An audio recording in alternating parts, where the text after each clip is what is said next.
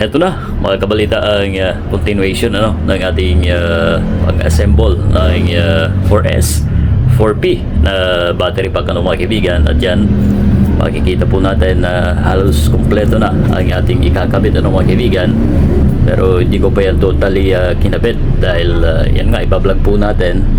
Meron tayong back converter, ayan. Yan yung mag-control ng ating voltahe galing dito sa pang charge po natin, which is 19.5 mga kaibigan. So kailangan mga 14.6 ang charge capacity ng ganitong battery po natin mga kaibigan, since yan ay 12 volts. Alright, at ito naman yung sinasabi natin ang relay. Automatic na po ito mga kabalita. Pagka lagyan po natin dito, halimbawa ito yung solar at the same time ay nakasaksak din po ang ating sa kuryente, mas priority po ang solar natin dyan mga kaibigan, dahil ito sa ating connection dito sa connection natin. Mapapansin niyo po yung ground niyan ay talagang iisa lang. Ganito ang laro niya mga kaibigan. So ito galing sa ating pag-charge. Yung isa din ay ganun din, papasok dito sa ating relay ang sa solar at sa kuryente po natin, kung ano mga electric cooperative po tayo meron mga kaibigan. At mag-a-out dito, wala hong binabang voltahe doon ganun pa rin. Kung 19.5, ganun pa rin yan mga kaibigan, papasok dito ng 19.5, and then ang pag-out diretso na yan sa battery natin. Hindi ko pa kinabit at yan ang dapat na nakontrol na po ng ating back converter mga kaibigan. Napakasimple ng laro First time po natin ipapakita ang aming setup na to mga kaibigan. Actually binigay lang po sa akin ang setup na to ng engineer mga kaibigan. Matagal na po nilang ginagamit ito, at nagpaalam naman tayo na i-bablog po natin ang maliit na setup na ito mga kaibigan. So ayun kakabit na natin.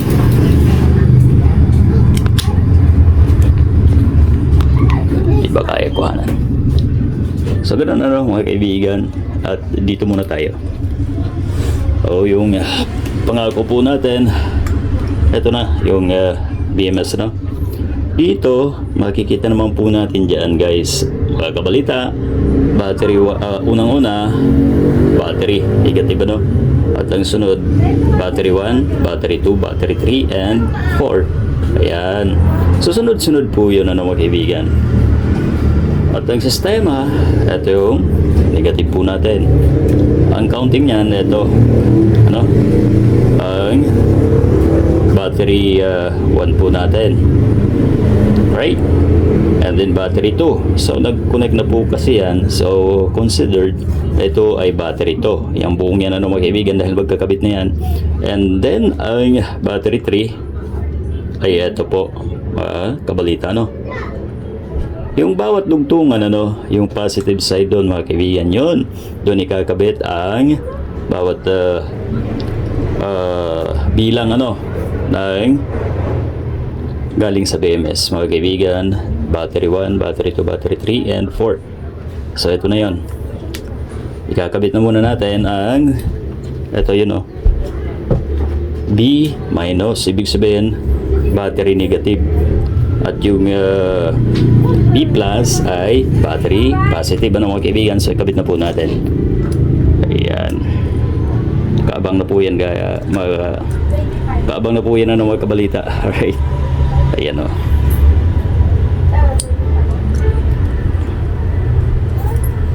matik to guys, hindi to, kung naalala po ninyo yung dati natin ginawa yung para sa senior high ay yun, manual pa yun kung sa sasakyan ito ay matik na, wala na pong problema, plug and play mga kaibigan. Syempre kakabit muna natin ang voltmeter natin para malaman natin ang status ng battery mga kaibigan, right? Lagyan na muna natin dito pansamantagal kung ito ba ay kakarga, lubat or whatever mga kaibigan. Ayan, check natin. Ayan, umilaw na. Okay, so may 13.2 ang andyan ngayon, ano mga kaibigan.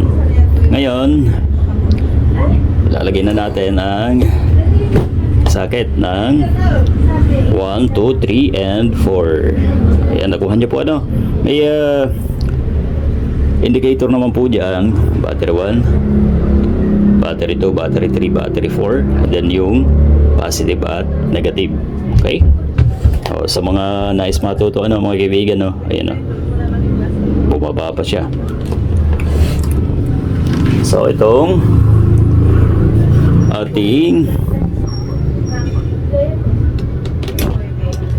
output ng ating bag converter, ano, lagay na po natin positive. Lagyan muna natin ang hinang para pag hinigpitan na hindi magkakalat, ano guys. Okay.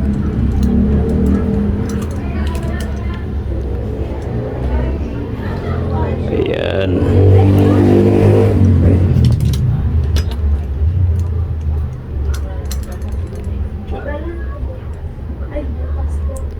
Yun.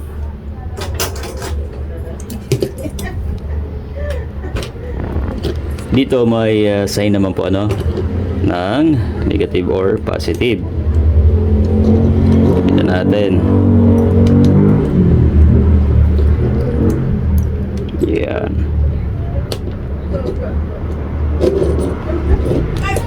Hindi pala makakita. Saan na? Ayan. Ayun, o. At yung ito yung diretso na sa battery natin, guys. Ano mga kaibigan? Positive.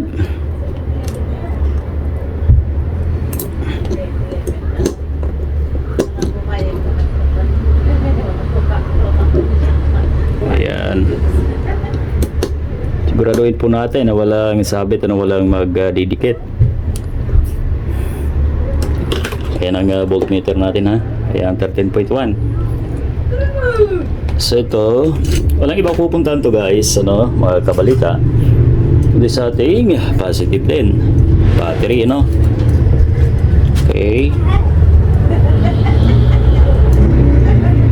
Dikit natin sa positive. Kahit dito sa may BMS pwede rin po yan. Para isang wire lang ang yan. At negative. Ito na yung out, ano. Ito yung na-control na, guys, ano, na-control na po to. Pwede rin dito sa negative kasi isa rin lang naman po yan yung papunta dun sa PMS. Alright. O yan, o, ang lakas, o. Ang lakas. Pumipitik pa, guys. Okay. Ingat tayo. Alright. 13.1 na na. Iilaw din po ang ating back converter, ano, pagka yan ay nakabit na. Ayan. Kita niyo po, ano. Right. So ngayon, kakabitan natin ang dalawang one charge. Eto. Let's say ang isa rito ay solar, ano, mga kaibigan. At check natin ang voltahe. O 77 na lang bumaba, ano. Lagyan na natin ang isa. Okay. Ngayon, lagyan natin siya, ano, guys. Okay, ito na. Tingnan natin ano kung papasok na ba to, guys. Ano mga kabalita? Ito. Ayun. O, umilaw, di ba? Nag-click po ang ating relay kasi sinaksak po natin to. Ito. O, yan. Ibig sabihin, dito tayo nakakabit sa normally open. Yan po ang gamit ng solar natin, mga kabalita. At pagka meron dyan naka-charge, guys, priority po yan, ano, ang solar. Kahit may nakasaksak po tayo na tawag dyan, nagaling dito sa kuryente po natin, mga kabalita, check natin kung ano mangyayari. Wala pong kabayan. Ito naman yung halimbawa sa kuryente natin. Lagyan natin. wala yan, hindi yan papasok unless halimbawa walang init, umuulan or gabi na mga kaibigan, papasok na po yan, mawawala yung ilaw doon.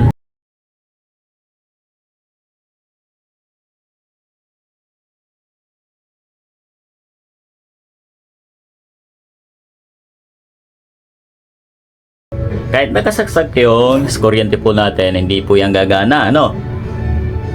Malalaman nyo naman po yan kasi ito ang nasa loob to pagka nagwa-warm ang ating pang-charge. So, charger ano mga kaibigan, ibig sabihin gumagana yon. Pero pag malamig, wala po yun. Dahil nga po, may araw pa. So, baka sabihin na hindi nakasaksak, ano? Parehas po nakasaksak yan mga kabalita. Ito, yung sa isa natin, ano? Ayan. At yung isa naman, ang ating 19.5. Ayan, parehas po yung nakasaksak, oh. So yan po ang play, ano, ng napakagandang design, ano, ni Engineer Jim Reyes mga kaibigan, ano. No copyright, ano, patent na po yan mga kaibigan. Patented yan. Alright. Ayan, pagka umiilaw po yan, nag-charge po ang solar natin mga kabalita. Pasensya na, no, medyo maingay po talaga ngayon. At gaya po na sabi ko ay sa gilid po tayo ng kalsada. Ulitin natin guys, ha. Kahit parehas na nagkasaksak po, no, ang ating charge. Ito yung sa solar sample, ano. At ito naman yung sa kuryente natin. Mas priority pa rin po ang solar natin mga kaibigan. Papasok lang po ang kuryente natin once na wala na pong araw. Kaya naman ay umuulan, ano mga kaibigan. Check natin. Ayan, umiilaw yan, ha. Pag nawala ang ilaw dyan, ibig sabihin pumasok po, ano mga kaibigan, na ito. Alright. So ayun, ano. Balik natin. Okay. So ganun po ang play. Wala kang isipin dyan, kundi magcha-charge po yan ng kusa. Alin ba yan sa dalawa? Pagkaganda. Plug in, play. Alright. Okay, tingnan natin ang, yan na. Nag-charge na po, ano mga kaibigan, at 13.3. Okay. Wait natin na mag 100. No. Okay, balikan natin ulit. Dito, medyo may in-improve tayo dito kasi itong diode dito, nag-iinit po yan. Pero high, ano yan, high current po yan. Ayan, o, ganda, heatsink. Umiinit po yan pag nag-charge, ano. Pero wala pa naman akong discover na yan ay nasira, no, mga kaibigan. Goods po yan at talagang maasahan. Right? So yan po ang ating vlog, ano, mga kaibigan. Sana ay may makuha po tayong idea, no? And of course, dun sa mga estudyante na nais matuto ng pag-assemble, ano, ng ganitong klase ng battery pack, mga kaibigan, ay pwede po ninyo kami na i-approach, ano, mga kaibigan. O kaya naman ay mag-comment po tayo dyan sa ating ibabang section ng ating video, mga kaibigan, para nang sa ganun ay masagot namin. Alright. So, ayan na. 93. Malapit na po. At syempre, dito naman, malalaman nyo naman yun, Eto, may voltmeter po tayo, mga kaibigan. Kaya hindi kayo maliligaw, ano, kung nag-charge ba ang ating battery. Kasi ito nasa loob po kasi yan, ano, although may ilaw po yan nilalabas, hindi ko na nilalabas yan kasi nakakasilaw minsan. At yung andito, ito lang naman mga nagiinit dyan, guys, yung sa back converter natin. Ayan, konti lang. Uy, kaka-spark ka na. Okay, so yun lang. Antayin lang natin to mag 100, ano, mga kaibigan.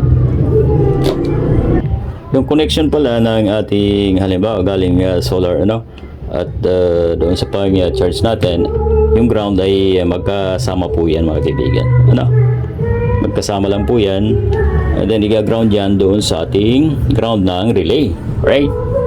At yung out, eto na yun,